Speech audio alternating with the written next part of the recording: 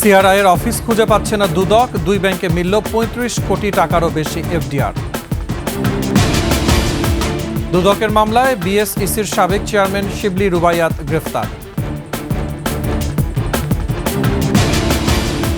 তারেক রহমান আব্দুস সালামের রাষ্ট্রদ্রোহ মামলার রায় প্রকাশ, বিচারিক প্রক্রিয়ার অপব্যবহার হাইকোর্টের পর্যবেক্ষণ।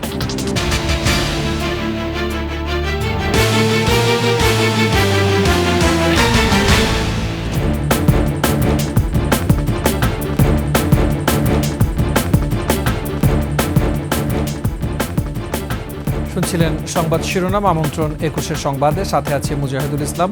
দর্শক, ২১ টেলিভিশনের সংবাদ একসাথে সরাসরি দেখতে পাবেন আমাদের ফেসবুক পেজ www.facebook.com/2124 অনলাইনে। এছাড়া সাবস্ক্রাইব করতে পারেন www.youtube.com/21 চ্যানেলে। আওয়ামী লীগের গুজব সেল খ্যাত centre for research and information CRI এর কার্যালয় এখন আর খুঁজে পাওয়া যাচ্ছে না। নথিপত্র সংগ্রহে মঙ্গলবার ধানমন্ডির দুটি ঠিকানায় গিয়ে কিছুই খুঁজে পায়নি দুর্নীতি দমন কমিশনের একটি দল। তবে ডাচ বাংলা ও আইএফআইসি ব্যাংকে পাওয়া গেছে ৩৫ কোটি ২১ লাখ টাকার এফডিআর। মেহেদী হাসানের report. Centre for research and information CRI হল ছাত্র জনতার আন্দোলনে ক্ষমতাচ্যুত আওয়ামী লীগের গবেষণা সেল। এর চেয়ারম্যান ক্ষমতাচ্যুত প্রধানমন্ত্রী শেখ হাসিনার পুত্র সজীব ওয়াজেদ জয় ও ট্রাস্টি শেখ রেহানার পুত্র রাদওয়ান মুজিব সিদ্দিকী। সরকারি অনুদানের পাশাপাশি বিভিন্ন প্রতিষ্ঠানের সিএসআর এর টাকাও লোপাটের অভিযোগ উঠেছে এ প্রতিষ্ঠানের বিরুদ্ধে, যা নিয়ে এরই মধ্যে তদন্তে নেমেছে দুদক। মঙ্গলবার ধানমন্ডির দুটি ঠিকানায় প্রতিষ্ঠানটির কার্যালয়ের খোঁজ করে দুদকের একটি টিম। বিভিন্ন কার্যক্রমের ক্ষেত্রে যেই সরকারি রাষ্ট্রীয় অর্থ ক্ষতি সাধন করেছেন, এই সংক্রান্ত একটি সুনির্দিষ্ট অভিযোগের প্রেক্ষিতে আমরা অভিযানে বের হই। তো ওনাদের অফিসের সন্ধানে আসি, যে অফিস থেকে কোনো রেকর্ডপত্র সংগ্রহ করে আমরা জাস্ট পর্যালোচনা করে দেখতে পারবো যে কী অবস্থায় আছে। সেক্ষেত্রে আমরা ধানমন্ডির কয়েকটা লোকেশনে যাই, সেখানে এসে আসলে ওনাদের অফিসটা খুঁজে পাইনি, মানে পাওয়া যায়নি। হাজারো কোটি টাকা ব্যয়ে কি গবেষণা করত সিআরআই, নাকি গবেষণার নামে লোপাট হয়েছে অর্থ, তাও খতিয়ে দেখছে দুদক। প্রতিষ্ঠানটির একাধিক ব্যাংক হিসাবেরও খোঁজ মিলেছে। অফিসের যেহেতু লোকেশন পাইনি, রেকর্ডপত্রগুলো সংগ্রহ করতে পারিনি। তবে আমরা এমনিতেই ফিল্ড ওয়ার্কের ক্ষেত্রে যতটুকু জেনেছি, ওনাদের ৩-৪টা ব্যাংক অ্যাকাউন্ট সম্বন্ধে আমরা জেনেছি। সেই অ্যাকাউন্টগুলোতে আমরা যেই তথ্যগুলো দরকার, সে তথ্যগুলো সংগ্রহ করার চেষ্টা করছি। সংগ্রহ হলে তারপরে আমরা যাচাই বাছাই করে কমিশন বরাবর একটা রিপোর্ট দাখিল করার চেষ্টা করব। এদিকে প্রতিষ্ঠানটির নামে একটি ব্যাংক হিসেবে বড় অঙ্কের অর্থের সন্ধান মিলেছে বলে জানানো হয় দুদক প্রধান কার্যালয়ে আয়োজিত এক প্রেস ব্রিফিংয়ে। আইএফআইসি ব্যাংকে সিআরআই নামক প্রতিষ্ঠানটির নামে একটি ৩৫ কোটি ২১ লক্ষ টাকার এফডিআর রয়েছে। এই সংক্রান্তে বিভিন্ন ব্যাংক থেকে আরও তথ্যাদি সংগ্রহ করা হচ্ছে। এই বিষয়ে এনফোর্সমেন্ট অভিযানের প্রতিবেদন প্রাপ্তি সাপেক্ষে পরবর্তী আইনানুগ ব্যবস্থা গ্রহণ করা হবে। এর আগে সম্প্রতি বঙ্গবন্ধু মেমোরিয়াল ট্রাস্টের পাশাপাশি সিআরআইয়েরও আয়কর অব্যাহতি সুবিধা বাতিল করেছে বর্তমান সরকার। রাষ্ট্রীয় অর্থের ক্ষতি সাধনের অভিযোগে মেহেদী হাসান, ২১ টেলিভিশন, ঢাকা। নিজস্ব কয়েন ভল্টে অর্থ সম্পদ জমা রাখার ব্যক্তিগত সব লকার ফ্রিজ করেছে বাংলাদেশ ব্যাংক। এসব বিশেষ লকারে অপ্রদর্শিত বিপুল অর্থ সম্পদ জমা রয়েছে বলে ধারণা করছে দুর্নীতি দমন কমিশন দুদক। কেন্দ্রীয় ব্যাংকের বর্তমান ও অবসরপ্রাপ্ত কর্মকর্তা কর্মচারীদের নামে বরাদ্দ দেওয়া হয়েছে লকারগুলো। এগুলো ম্যাজিস্ট্রেটের উপস্থিতিতে খোলার আদেশ দিয়েছে আদালত। এদিকে অবৈধ সম্পদ অর্জনের অভিযোগে ম্যাক্স গ্রুপের চেয়ারম্যান প্রকৌশলী গোলাম মোহাম্মদ আলমগীর ও পাসপোর্ট অধিদপ্তরের পরিচালক আবদুল্লাহ আল মামুনের বিরুদ্ধে মামলা হয়েছে। বিস্তারিত জানাচ্ছেন দীপু শিকদার। সম্প্রতি গ্রেফতার হওয়া সাবেক ডেপুটি গভর্নর এসকে সুর চৌধুরীর লকার থেকে বিপুল বিদেশি মুদ্রা, স্বর্ণসহ অঢেল সম্পত্তির দলিল উদ্ধার করেছে দুর্নীতি দমন কমিশন দুদক। ইউরো পেয়েছি ৫৫,০০০, ডলার পেয়েছি ১,৬৯,৩০০। এমন বাস্তবতায় গত ২ ফেব্রুয়ারি বাংলাদেশ ব্যাংকের মহানিরাপত্তা এলাকার কয়েন ভল্টে প্রতিষ্ঠানটির সব কর্মকর্তা কর্মচারীদের অর্থ সম্পদের লকার ফ্রিজ করতে গভর্নরের বরাবর চিঠি পাঠায় দুদক। এসব লকারে গোপনে বিপুল পরিমাণ অপ্রদর্শিত অর্থ সম্পদ মজুত করা হয়েছে বলে সন্দেহ সংস্থাটির। মঙ্গলবার দুদকের ব্রিফিংয়ে এ নিয়ে কথা বলেন দুদক মহাপরিচালক আক্তার হোসেন। অনুসন্ধানের সাথে সংশ্লিষ্ট আরও অনেকের এই ধরনের যে লকারগুলো রয়েছে সেগুলো তল্লাশি করা প্রয়োজন। সেই জন্যেই অনুসন্ধান দল পক্ষ থেকে বাংলাদেশ ব্যাংকে সেই লকারগুলো সাময়িকভাবে ফ্রিজ করার জন্য অনুরোধ করা হয়েছে। এদিকে অবৈধ সম্পদ অর্জনের অভিযোগে ম্যাক্স গ্রুপের চেয়ারম্যান প্রকৌশলী গোলাম মোহাম্মদ আলমগীর এবং পাসপোর্ট ইমিগ্রেশন অধিদপ্তরের পরিচালক আব্দুল্লাহ আল মামুনের বিরুদ্ধে মামলা হয়েছে বলেও ব্রিফিংয়ে জানানো হয়। জনাব গোলাম মোহাম্মদ আলমগীর গত আয়ের উৎস বহির্ভূত 27,86,00,000 টাকারও বেশি সম্পদ অর্জনের অভিযোগে তার বিরুদ্ধে মামলা রুজুর সিদ্ধান্ত গৃহীত হয়েছে। জনাব আব্দুল্লাহ আল মামুনের বিরুদ্ধে গত আয় বহির্ভূত সম্পদ অর্জনের অভিযোগে রুজুকৃত মামলায় চার্জশিট দাখিলের সিদ্ধান্ত গৃহীত হয়েছে। দুর্নীতিবাজদের বিরুদ্ধে দুদকের অভিযান, অনুসন্ধান, মামলা ও তদন্ত জোরদার করা হয়েছে বলে জানান দুদক মহাপরিচালক। যখন প্রয়োজন হবে সে অনুসন্ধান দল তারা ঠিক করবে। দীপু শিকদার, 21 টেলিভিশন, ঢাকা। পুঁজিবাজার নিয়ন্ত্রক সংস্থা সিকিউরিটিজ অ্যান্ড এক্সচেঞ্জ কমিশন বিএসইসির সাবেক চেয়ারম্যান শিবলি রুবায়তুল ইসলামকে গ্রেফতার করা হয়েছে। রাতে রাজধানীর ধানমন্ডি এলাকা থেকে তাকে গ্রেফতার করে ডিবি। পুলিশ জানায় দুর্নীতি দমন কমিশনের করা মামলায় তাকে গ্রেফতার করা হয়। আওয়ামী লীগ সরকারের আমলে Shibli securities and exchange commission chairman ছিলেন। তার বিরুদ্ধে পুঁজিবাজার থেকে অর্থ হাতিয়ে নেওয়া সহ হাসিনা পরিবারকে লাখ লাখ কোটি টাকার আর্থিক সুযোগ সুবিধা পাইয়ে দিতে সহযোগিতার অভিযোগ রয়েছে। এর আগে বিএসইসির সাবেক চেয়ারম্যান শিবলি রুবায়ত সহ 9 জনের পাসপোর্ট বাতিল করে সরকার।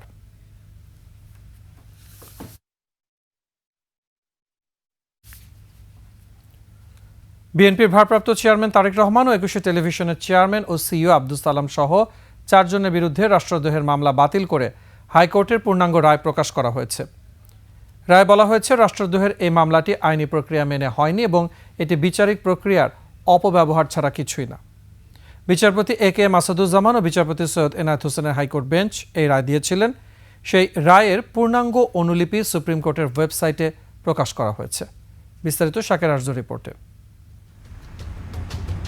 2015 সালের 5 জানুয়ারি লন্ডন থেকে তারেক রহমানের দেয়া বক্তব্য 21 টিভি সরাসরি সম্প্রচার করলে পরদিন রাতে গ্রেফতার করা হয় 21 টেলিভিশনের চেয়ারম্যান ও সিইও আব্দুস সালামকে। 8 জানুয়ারি তারেক রহমান ও আব্দুস সালামের বিরুদ্ধে রাষ্ট্রদ্রোহের মামলা করে পুলিশ। আব্দুস সালামকে পাঠানো হয় কারাগারে। দেয়া হয় মানি লন্ডারিং সহ 7টি মামলা। দখল করা হয় 21 টেলিভিশন। রাষ্ট্রদ্রোহ মামলায় কারাগারে থাকেন 2.5 বছর। 11 বার জামিন চেয়েও জামিন পাননি আব্দুস সালাম। 21 টিভির অপরাধ ছিল কেন জনাব তারেক রহমান সাহেবের বক্তব্য লাইভ টেলিকাস্ট করা হলো। এই অপরাধের কারণে ক্রিমিনাল মামলাও না, ছোটোখাটো রাষ্ট্রদ্রোহী মামলা দায়ের করলেন। সালাম সাহেব তিনিও দেশ থেকে বাধ্য হয়েছিলেন 21 টেলিভিশনটা হাসিনা তার মদতপুষ্ট লোকজন দ্বারা দখল করে নেন। 2017 সালে মামলার অভিযোগ গঠন করে বিচার শুরুর আদেশ দিয়েছিলেন বিচারিক আদালত। পরে এ আদেশের বিরুদ্ধে হাইকোর্টে আবেদন করলে হাইকোর্ট মামলাটি স্থগিত করে রুল জারি করেন। পরে মামলাটি বাতিল প্রশ্নে 7 বছর আগে জারি করা রুল যথাযথ ঘোষণা করে গত বছর 31 অক্টোবর রায় দেন হাইকোর্ট। রায়ে মামলাটি বাতিল করা হয়। আব্দুস সালাম বনাম রাষ্ট্র শিরোনামে প্রকাশিত 11 পৃষ্ঠার পূর্ণাঙ্গ রায়ে বলা হয়েছে, মামলার এফআইআরকে অভিযোগ হিসেবে গ্রহণ করার সুযোগ নেই। আর ফৌজদারি কার্যবিধির 196 ধারার বিধান অনুযায়ী এই মামলার ক্ষেত্রে অভিযোগ ছাড়া আদালত মামলা গ্রহণ করতে পারে না। কিন্তু এই মামলায় এফআইআরকে অভিযোগ হিসেবে গ্রহণ করা হয়েছে। ফলে এই ফৌজদারি মামলাটি আইনের যথাযথ পদ্ধতি অনুসরণ করে শুরু করা হয়নি।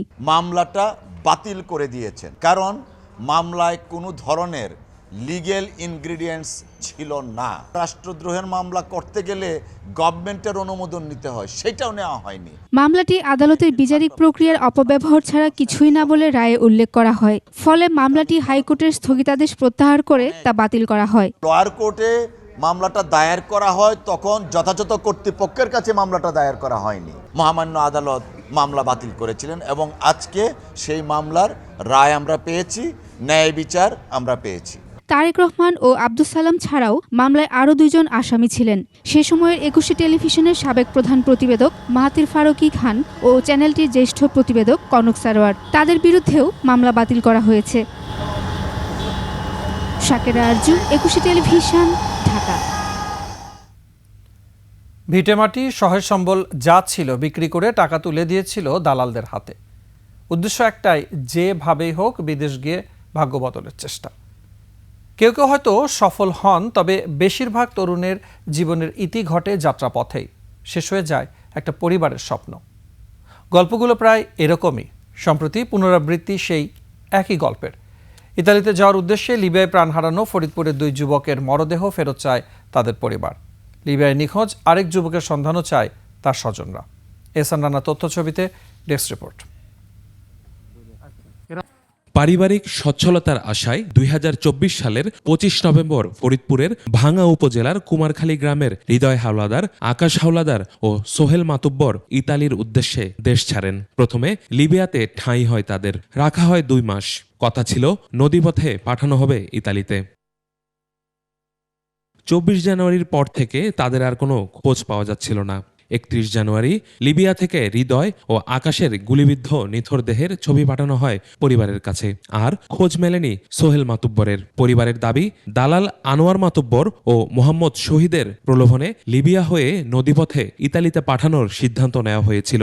অর্থ আত্মসাতের উদ্দেশ্যে নৌকাডুবিতে তাদের মৃত্যু হয় বলে অপপ্রচার চালায় দালালরা। বিভিন্ন নিউজের সার্চ দিয়ে দেখা যায় নদীতে নৌকা উল্টে গেছে, কিছু লাশ পাওয়া গেছে। তো আমরা এগুলি দালালকে জিজ্ঞেস করি, তারা বলে না, নৌবাহিনী কোস্টগার্ড ধরছিল, এরা একটা জেলখানায় আছে। আমার সন্তান যাওয়ার সময় আমার বলে, আমার দুধের কাছে মা, তুমি যদি আনো রে আর এই দালালরে ছাইড়া দাও মা। এ ঘটনায় নিখোঁজ যুবক সোহেল মাতুব্বরের সন্ধান চেয়েছেন তার স্বজনেরা। 4 জন লোকের একজনও খোঁজ পাই নাই, তারা নিখোঁজ, তাকে খোঁজ পাই নাই।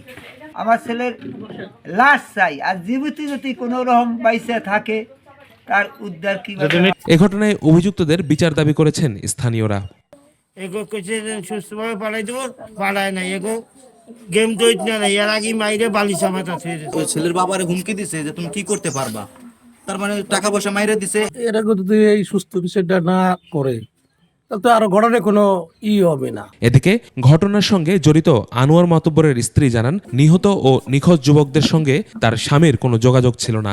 অন্য কেউ নিছে, ওই যে দালাল কিভাবে হারা আনছে আমি তো জানি না। আমরা দালালের সন্ধান তারা কিভাবে পাইছে তা আমি জানি। এই বিষয়ে ভাঙ্গা উপজেলার নির্বাহী কর্মকর্তা মোহাম্মদ মিজানুর রহমান কোনো মন্তব্য করতে রাজি হননি।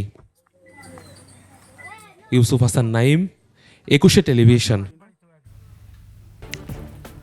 উত্তরা পশ্চিম থানায় কোনো হামলার ঘটনা ঘটেনি, যা হয়েছে তা ভুল বোঝাবুঝি দাবি বলে দাবি করেছেন উত্তরা জোনের ডিসি রৌনক জাহান। সাংবাদিকদের তিনি বলেন, ছাত্রদের এক গ্রুপ অন্য গ্রুপের বিরুদ্ধে লিখিত অভিযোগ করলে তাদের জিজ্ঞাসাবাদের জন্য যায় পুলিশ। সেখানে পুলিশের সাথে ভুল বোঝাবুঝি হলে অপ্রীতিকর ঘটনার সৃষ্টি হয়।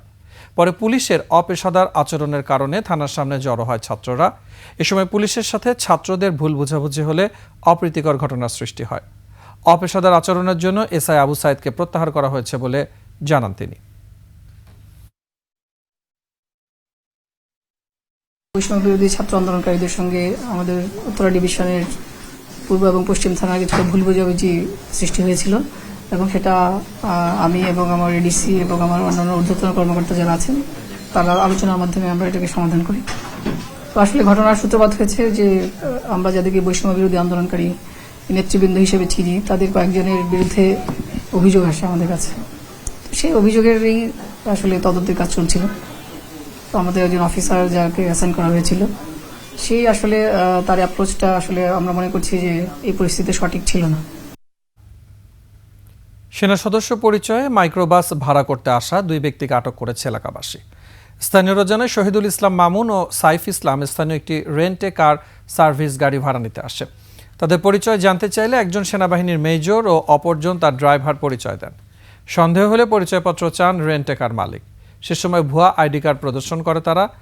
এলাকাবাসী কৌশলে তাদের সেনা ক্যাম্পে নিয়ে জিজ্ঞাসাবাদ করলে ছিনতাইয়ের উদ্দেশ্যে এসেছিল বলে জানায় তারা। পরে সেনাবাহিনী তাদের পুলিশের কাছে দেয়।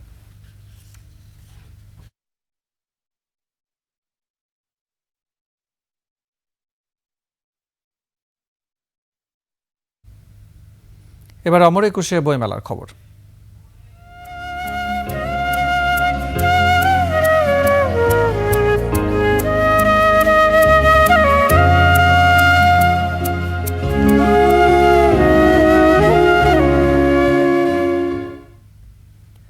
এবারে 21শে বইমেলা হচ্ছে নতুন রূপে। অধিকাংশ বইয়ের বিষয়বস্তু জুলাই গণ অভ্যুত্থান। ক্রেতাও টানছে এই বইগুলো। তানজিলা তাসনিমের রিপোর্ট। জুলাই গণ অভ্যুত্থানের পর নতুন আঙ্গিকে 21শে বইমেলা। জুলাই আগস্টের শহীদদের নিয়ে প্রতিদিনই আসছে নতুন বইও। আগস্ট গণ অভ্যুত্থান নিয়ে বই প্রকাশ করেছে বাংলা একাডেমি। এবারে বইমেলায় আমরা 43টি নতুন বই বের করছি বাংলা একাডেমি, আর 41টি বই পুনর্মুদ্রিত হচ্ছে। পাঠকও টানছে এসব বই। মেলার ভিন্নতা নিয়েও উচ্ছ্বাস তাদের। এটা একটা নতুন বিপ্লব এবং নতুন একটা বাংলাদেশের জন্ম। আমরা প্রৌঢ় হিসাবে কিছু খুঁজতে চাচ্ছি। আগেও বই মেলা এসেছি আমি, কিন্তু এইবারকারটা একটু ভিন্ন ধাঁচের মনে হচ্ছে আমার কাছে। প্রত্যেকবার বইমেলা যেন নতুন করে সেজে ওঠে। প্রতিদিনই ভিড় বাড়ছে এই মেলায়। থিমগুলো খুবই আর কি ভালো হয়েছে, আর স্টলগুলো ঘুরে ঘুরে দেখলাম, মানে এক্সপেন্সিভ ভাবে, মানে সুন্দরভাবে আর কি গুছানো হয়েছে। 52 থেকে 24-এর যে অভ্যুত্থান, সেই বিষয়টা আমার কাছে খুব ভালো লাগছে। তানজিলা তাসনিম, 21শে টেলিভিশন, ঢাকা। শেষ করছে 21শে সংবাদ। যাবার আগে শিরোনামগুলো জানাবো আরও একবার। সিআরআইয়ের অফিস খুঁজে পাচ্ছে না দুদক। 2 ব্যাংকে মিলল 35 কোটি টাকারও বেশি এফডিআর।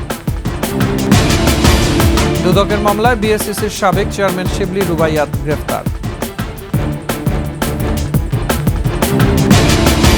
তারেক রহমান আব্দুল সালামের রাষ্ট্রদ্রোহ মামলার রায় প্রকাশ। বিচারিক প্রক্রিয়ার অপব্যবহার হাইকোর্টের পর্যবেক্ষণ।